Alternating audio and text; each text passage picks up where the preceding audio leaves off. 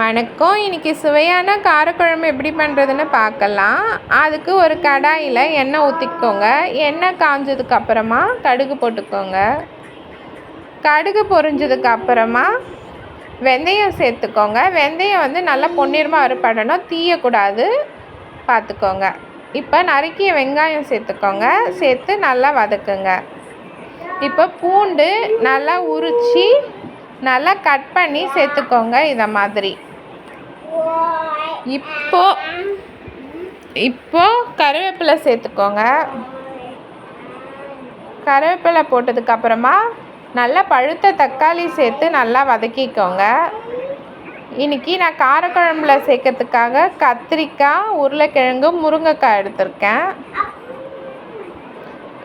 எடுத்து சேர்த்து நல்லா வதக்கிக்கோங்க. நல்லா வதக்கிட்டு பெருங்காயத்தூள் சேர்த்துக்கோங்க. பெருங்காயத்தூள் சேர்த்துட்டு மஞ்சள் தூள் சேர்த்துக்கோங்க. உப்புத்தூள் சேர்த்துக்கோங்க.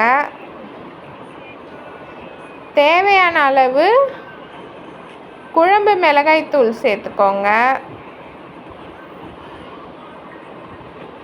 எல்லாத்தையும் சேர்த்து நல்லா வதக்கி விடுங்க. மசாலா, காய்கறி எல்லாம் நல்லா வதங்கட்டும்.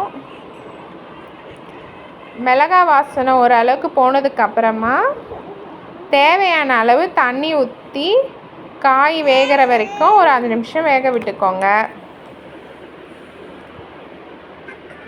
இந்த டைமில் புளி தண்ணி சேர்த்துக்கோங்க.